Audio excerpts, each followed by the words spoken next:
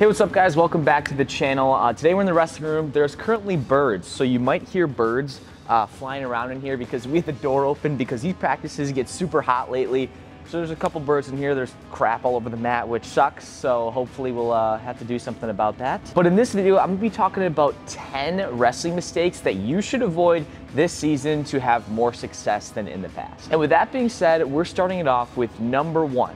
And that is something that I also need help on a lot, and that is binge eating. Specifically me on what sucks for me is that I do a lot of late night snacking. So whether that be maybe some chips, maybe it's like, oh, hey, there's a couple extra pretzels won't hurt, stuff like that. And maybe for you guys, whether it is the ice cream, whether it is, you know, the extra sugar, dessert, whatever it may be, is to avoid the binge eating. It really all comes down to your serving size. For instance, if you grab a whole bag of chips, right, and you just start eating, next thing you know, that bag is gonna be gone. But if you pour like a little bowl, a little portion size, you put the bag away, you put it at the way back of the cabinet, at the highest shelf, so it's super hard to get. That way you can portion size, so you don't have to eat the entire bag. So along with all these mistakes you can avoid, I'll be kind of sharing tips of what I do. And that's one big one, especially with binge eating. It's making it super difficult if I were to eat more, is that it's super high on the shelf, super far back, and I'm short, so I don't want to get on a chair and go grab it. And along with like getting heavy, guys, binge eating, that's the fastest way to gain weight. So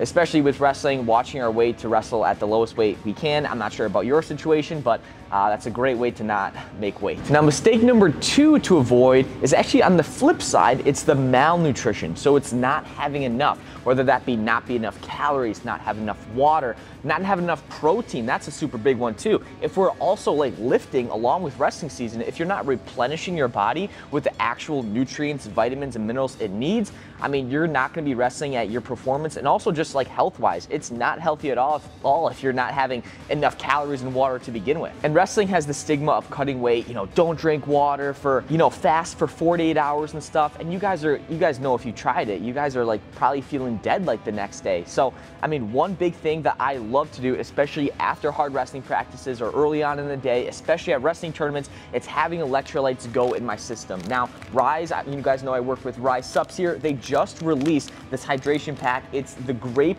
Kool-Aid flavor. So making sure you guys are hydrated, especially before the workout, that's crucial, but then after as well. So don't forget about that. You can use my code Cayden. You're gonna save 15% off. I'll leave that linked in this description below. And that's really gonna be it for me talking about food, but the biggest thing for me is have your meals. You can have breakfast, lunch, and dinner, but cut out the snacking. Have high protein, low sugar, lowish sodium, and personally, that's what I focus on. That's how I found some success. Mistake to avoid number 3, it's called drifting.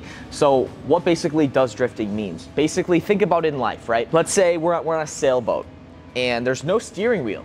We're just drifting. We're going wherever the wind is gonna push us, wherever society, wherever anyone else, maybe parents, you know, maybe it's bad teammates or people at school, they're gonna push you. They're saying, no, you can't do it. You can't accomplish that goal, whatever it is, and your sail is being blown in all these different directions. The anti-drifting is now you are in charge of the ship. You're the captain of your ship.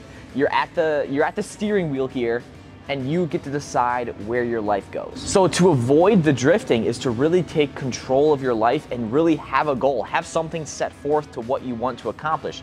Because at the end of the day, let's say we're playing basketball, soccer, what happens if there's no net, if there's no target?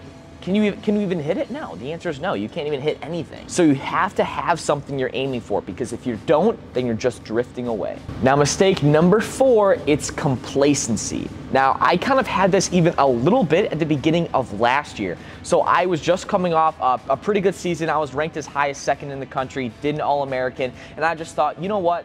I know I'm just gonna be just as good, let's say, as I come back, but maybe I was falling a little bit in my training and maybe doing extra work. Was I doing even more rope climbs than the year before? And for a little bit, that answer was no. And I was complacent by being like, oh, I'm not gonna get worse than I already am. But guess what?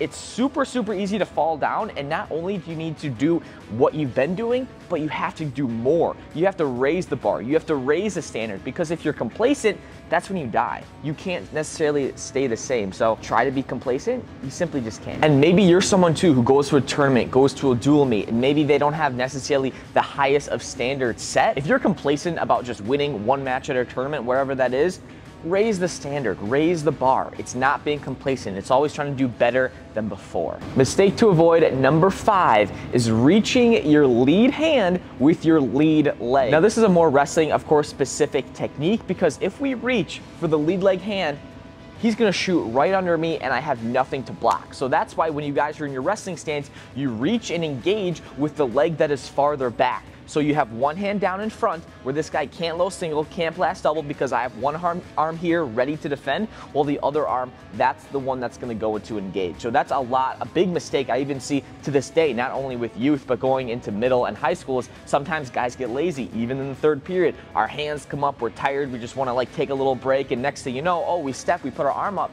and we just get blast doubled in the next week. So that's a big mistake to avoid. Number 6 is also a wrestling specific technique, and it's switching your lead leg in the middle of a match. Now, my senior year of high school, I somehow fell into this thing of I always felt like I needed to be doing something different.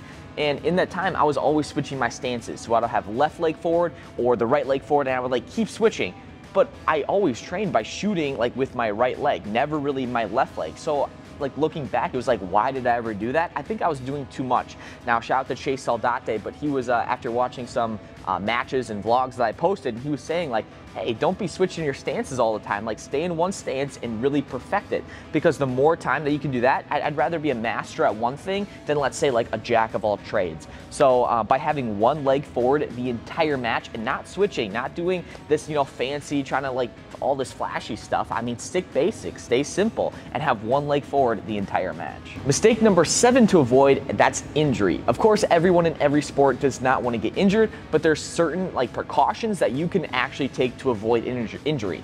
Now, one of the biggest things actually, especially for me in the past couple years, is now I'm getting a little bit older, 22. I'm probably in peak performance of my life right now, but still I can, you know, feel my body kind of being like, oh my gosh, I'm getting a little bit older. I'm not 18 anymore. But we would be after practice. We just did a couple live goals. I'm sitting there stretching, cooling down, and someone asked for a best of 3. Of course, as a wrestler, I'm like, yeah, let's do it. Like, why not get the extra work in? But did you hear that? I was cooling down. I was stretching out. My heart rate was going down. It was after like a 2-hour practice, so it was already a lot of wrestling. As soon as I went into that best of 3, my hip, my knee, whatever it was at that time, something gave me a really bad problem. And heck, I was hurting for the next week. So you really got to think about it. It's like, if you're cooling down right after practice, sometimes less wrestling is actually better for yourself. So that's one instance in my life where it kind of that played a little role, but also there's injury prevention workouts you guys have been doing, of course, stretching, dynamic warm-up, making sure your body's in peak, physical condition basically. And that goes back to the malnutrition and just you guys make sure that you guys are having the correct nutrients in your body to perform at the best of levels. Mistake to avoid, number 8, is skin infections. Now within wrestling, of course, skin infections are just gonna come out of nowhere because we're all sitting in here wrestling on one mat. There's sweat all over the place. People have been, walking out in the bathrooms and stuff from their wrestling shoes, and odds are skin infections are gonna happen no matter, how much you shower, right? But that's a big thing. Like, if you guys aren't showering after practice, like, what the heck are you guys doing? But whether that be, ringworm and impetigo, even mat herpes, literally like in college, if you now wrestle in college, like, you're probably gonna get mat herpes, I'm sorry. But making sure after you guys are showered and everything, make sure just to do like a little glance at your skin, making sure there's no, circles in your skin or any pus, even in your hair. A lot of times like on the forehead line or kind of where you guys' headgear lies. Just keeping sure so as soon as you see it, you guys can go get it treated, because sometimes like if impetigo comes up, next thing you know, it's like, oh, a week and a half. You miss a whole tournament, you miss a couple duels because of a skin infection, and you don't want that to happen. And of course, you gotta be thinking of others around you too. Like, not only am I not gonna be able to wrestle, but if I infect my partner, dude, that feels bad. I just feel terrible. So make sure you guys are washing up and keeping track of your skin. Mistake to avoid, number 9, is giving too much respect for your opponents. Of course, in wrestling, a lot of times we know the highest level guys, maybe around our weight, in our state, in the country, whatever it is.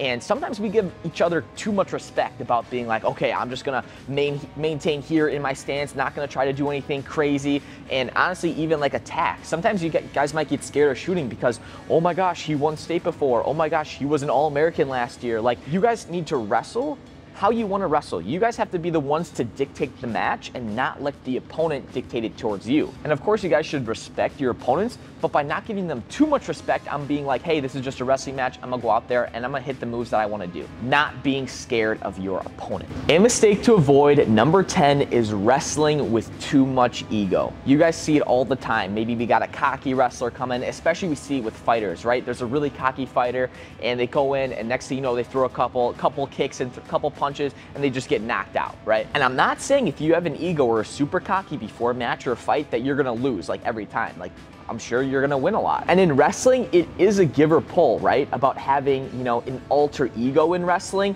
but there's a difference between wrestling with like a high ego and wrestling like disrespectfully, right? Because wrestling is a super, you know, physically demanding and emotionally demanding sport. And if you're wrestling with a high ego, sometimes, heck, you're gonna club a guy maybe a little bit harder than usual. Maybe you're gonna give up a couple points. Heck, maybe even might hurt the opponent. And that's not what we wanna do. At the end of the day, if you wrestle a better wrestling match than your opponent at that time, you're gonna win the match. It's not based on your ego. It's not based on even how much you want it. It's based on who wrestles a better 6 or 7 minutes within that specific time frame. And along with this, it's almost thinking about wrestling with a purpose, right? What's your purpose in wrestling? Now, I was at a wrestling camp here in Lake Mills, Wisconsin, and after the clinic, what he basically said that him and his team talk about is that they wrestle for the glory of God. And that took me back about being like, you know what was my why in wrestling? What's my why? What's my reason for doing it? And I think it was a lot based on, you know, my outcomes of seeing like, what can I accomplish? Like,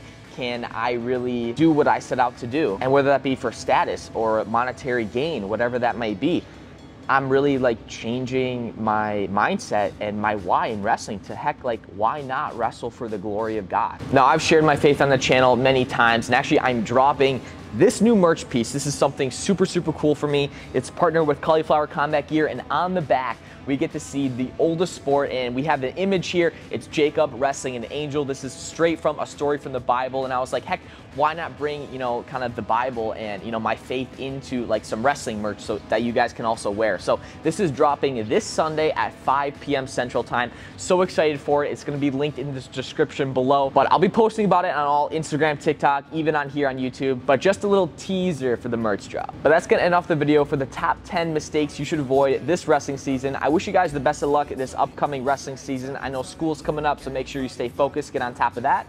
Thanks so much for watching. Thank you so much to the patrons. We'll see you guys next video. Let me know if you on skate. Rolling with a gang. Totally, man, you shade. Totally with a gang.